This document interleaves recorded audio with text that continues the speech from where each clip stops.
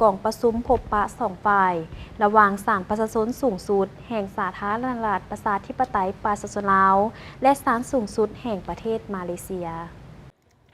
พิธีจัดขึ้นในวันที่ 4 มิถุนายน 2025 ที่ศาลประชาชนสูงสุดศาสตราจารย์ปริญญาเอกท่านนางเวียงทองศรีพันดรประธานศาลประชาชนสูงสุดพร้อมด้วยคณะได้ต้อนรับท่านนางตุนแต่งกือไมมูนบินตวนมัดประธานศาลสูงสุดแห่งประเทศมาเลเซียพร้อมด้วยคณะที่เกี่ยวข้องทั้งสองฝ่ายเข้าร่วม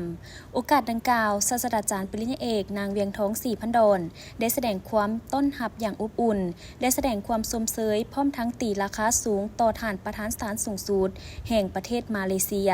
และขณะที่ได้มาเยี่ยมยามสาธารณรัฐประชาธิปไตยประชาชนลาวครั้งนี้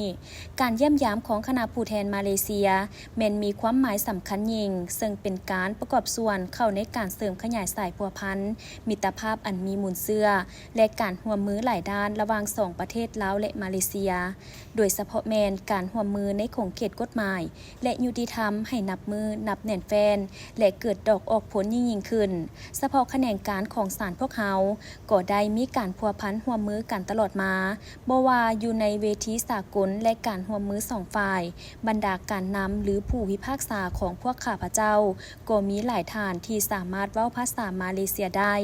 สำหรับสาธารณรัฐประชาธิปไตยประชาชนลาวปัจจุบันได้เอาใจใส่ในการพัฒนาระบบศาลประชาชนเพื่อรองรับการพัฒนาเศรษฐกิจสังคมของประเทศและภาคพื้นถึงอย่างใดก็ตามระบบกฎหมายศาลประชาชน